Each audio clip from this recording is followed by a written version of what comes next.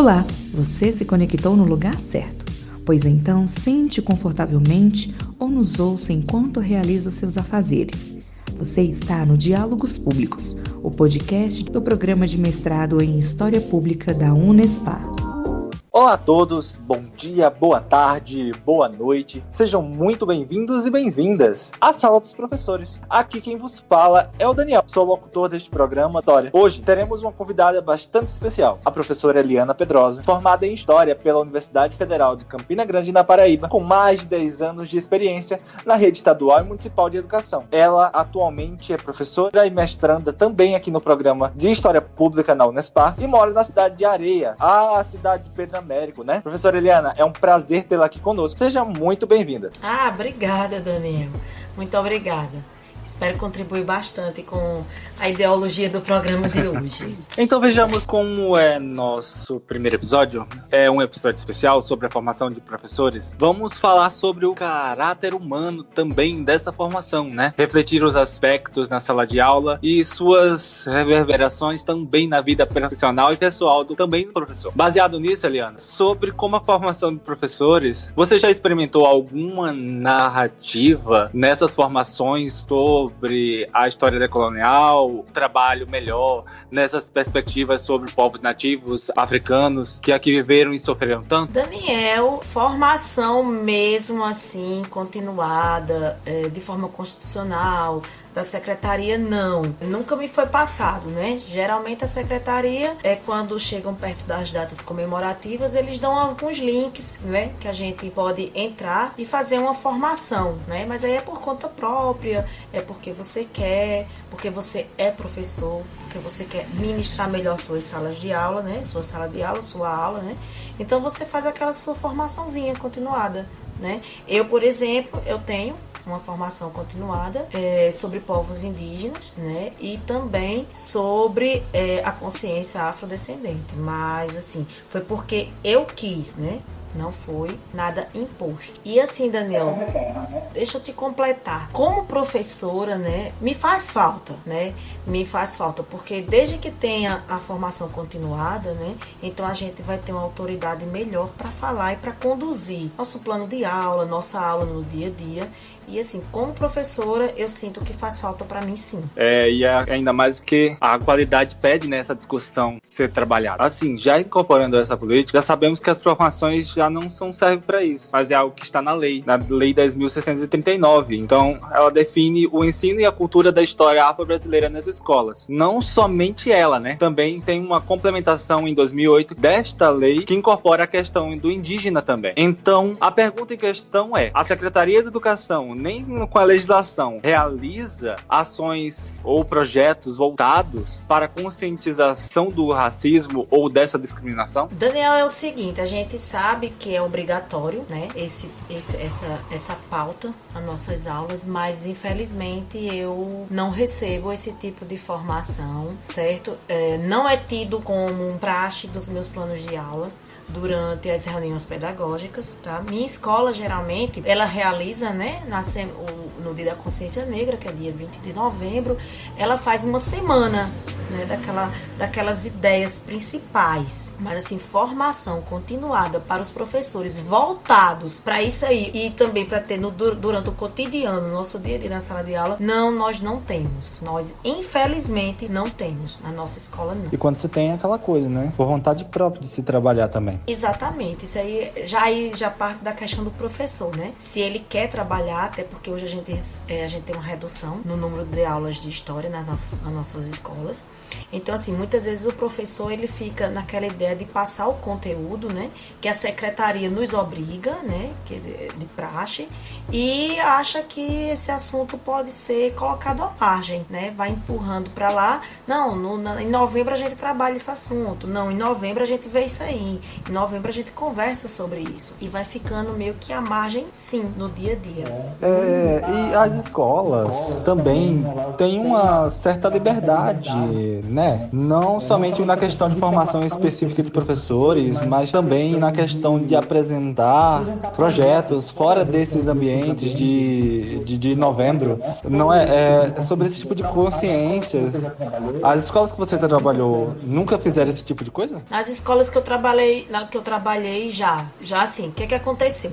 Quando acontece assim algum caso isolado, né, com o nosso alunado, um aluno com outro aluno, no cotidiano da família na escola, que acontece algo que der para entrar nessa margem, a gente faz a escola como um todo, as outras disciplinas também, os outros professores, faz uma determinada discussão sobre. Mas assim, é algo que foi provocado, você entendeu? Por uma situação particular. Mas que no dia a dia a gente não tem essa cobrança e muitas vezes aqueles professores um pouco mais antigos, né, eles ficam atrelados àquele plano de aula, aquele conteúdo programado e ele não lança margem, não desenvolve esse tipo de assunto com os alunos. E algo que é muito importante, né, porque assim, parte para a humanização, né, já é uma questão de uma formação de personalidade a mais para o aluno. Quesito pandemia, né? A gente foi afetado bruscamente dentro das escolas com esse processo de utilização das tecnologias. Em sua formação, não somente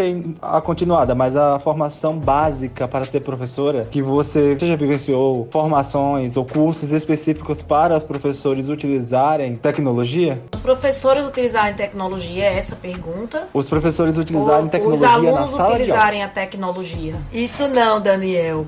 Isso não. Na minha condição, né, de professora, já há algum tempo de experiência de sala de aula eu tenho, mas não, essa questão da gente utilizar as tecnologias na sala de aula, não, a gente não teve essa formação. É tanto que quando a gente recebeu há mais ou menos uns 5 anos, não, mais ou menos 4 anos atrás, a gente começou a trabalhar a caderneta digital, né? A gente saiu daquela caderneta de papel e veio para a caderneta digital. E houve um estranhamento grande por parte dos professores, justamente porque a gente nunca recebeu essa habilidade, né, para trabalhar com a tecnologia. Nem antes da pandemia, e durante a pandemia foi bem difícil, né, porque foi algo que a gente teve que enfrentar. Eu, como professora particularmente de história, a gente sabe que o nosso aluno, ele já traz de casa essa carga da tecnologia, essa formação de redes sociais, de lidar com esse mundo digital, né? Então, eu como professora, para tentar melhorar minhas aulas, né, eu particularmente já busquei uma formação sim, até para me manter com um melhor diálogo, né, com os meus alunos, ter uma melhor ensino-aprendizagem, eles conseguirem se desenvolver, a gente conseguir falar a língua deles.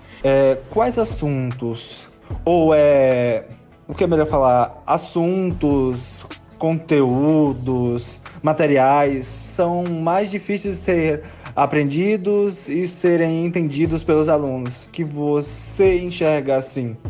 É capaz de ser aprendido, né? Agora, compreendido e aceitado às vezes é um pouquinho mais difícil. Eu sou paraibana, né? Terra de cabra da peste, como você sabe. E a gente, assim, essa questão social do patriarcalismo, essa questão do cabra macho, ainda está enraizado no nosso aluno hoje, no ano 2024. Ele ainda está no aluno, ele está nessa formação de personalidade dele, que ele traz de casa com isso. Então, assim, como professora, eu vejo, Daniel, que o machismo, ele ainda é muito presente na minha sala de aula, muito presente na minha escola, na minha vivência com meus alunos. Então, o que eu posso te qualificar assim, que difícil de aprendizagem e aceitação, seria essa questão do machismo, entendeu? Da aceitação do aluno poder falar, desse ambiente, que a gente pudesse tirar esse machismo que não tem como.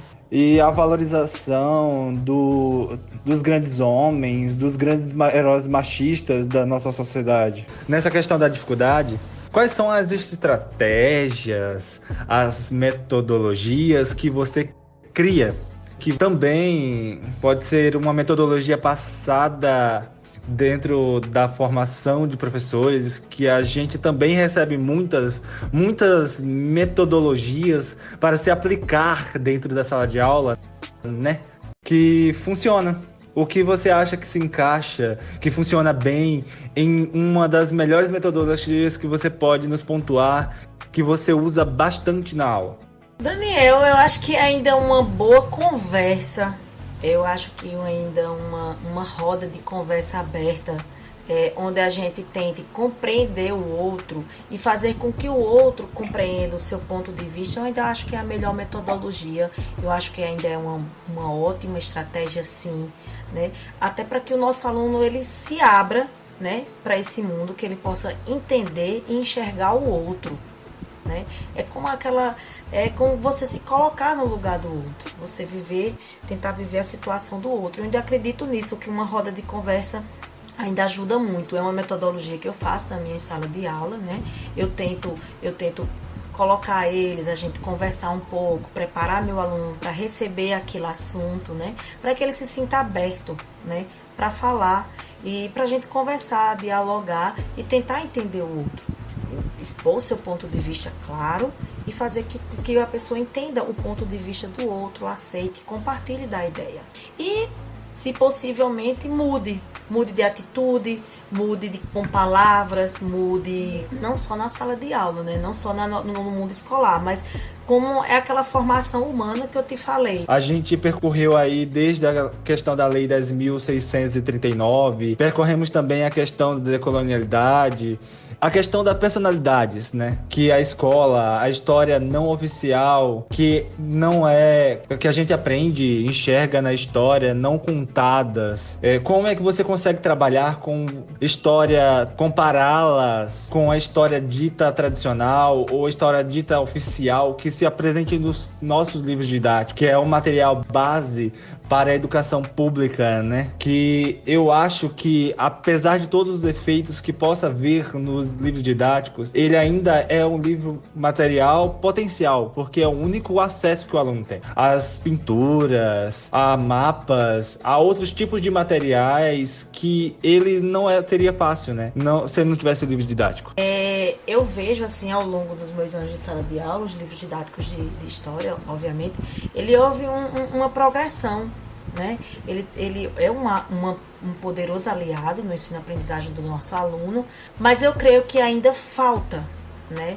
Eu acho que daí está a importância ainda dos cursos de mestrado, doutorado, das formações continuadas, essa conscientização, né? Que ainda falta muita história para ser contada. A história não oficial tem um caminho aí grande ainda a ser percorrido, uma história que precisa vir a palco, né? Eu tento sempre falar, assim, ter ideias. Como meus alunos geralmente são da zona rural, né? Eu moro aqui, como você disse, em Areia, Paraíba. Então, na cidade vizinha, a gente tem uma sindicalista, né, que morreu por volta de 40 anos, a Maria Margarida Alves, né? Ela era uma sindicalista, ela veio do meio rural. Então, assim, meus alunos são do meio rural. Então, assim, é uma forma que eu vejo de chamar a atenção para esses temas que ainda faltam ser trabalhados, para essas histórias que ainda precisam ser contadas, né? Então, assim, a figura de Margarida Alves, ela foi uma sindicalista que ela simplesmente, Daniel, ela procurou direitos, né? Direito para o trabalhador rural, direito à aposentadoria, né? Direito ao uso dos equipamentos, os EPIs adequados para serem trabalhados na lida da zona rural, na lida da agricultura no dia a dia. E ela foi uma voz que se exaltou, foi à Câmara de Vereadores, ela ia para rádios, dar entrevistas, e ela foi assassinada só por ser sindicalista, por dar voz. E ela foi mais além, ela tentou trabalhar essa questão da mulher na agricultura, coisa que ninguém nunca tinha ouvido falar, era quase que um trabalho invisível. E ela trouxe isso a palco e incomodou a muita gente. Então, assim, eu tento conversar sobre ela, mostrar a meus alunos que também tem uma história perto da gente que pode ser contada. Não é isso? Então, isso eu consigo. É uma aula maravilhosa quando eu faço com eles, porque, assim, é do meio rural, é pertinho da gente, essa história tá na internet, é uma história viva, temos a casa dela hoje aqui em Alagoa Grande que pode ser visitada. Então, assim, é uma história que precisa ser mais explorada. Então, como professora, como mulher, como paraibana, como tentar sempre ter meu espaço e meu direito e passar isso para o meu aluno, eu trabalho a história dela na minha sala de aula e geralmente eu tenho um bom êxito, porque eles se veem ali, ele vê a mãe deles, ele vê o pai deles ali, né? Apesar que a gente sabe que hoje muito direito já foi conquistado, mas na época não. E a gente tem de todo esse contexto histórico e é uma aula muito boa. A gente conversa de agricultura, a gente conversa de direito, a gente conversa de salário mínimo, a gente conversa de mulher.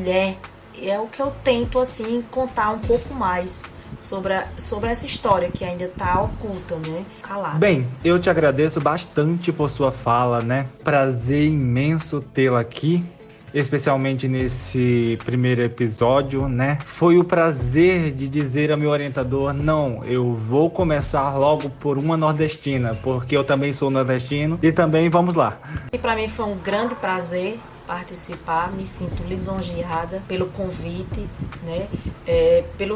Pela confiança que você me depositou na minha experiência como... Nós que agradecemos por escutar até o fim e é um prazer. E fique assistindo mais, até porque teremos mais 7 produtos sobre experiências nas salas de aula. Até mais!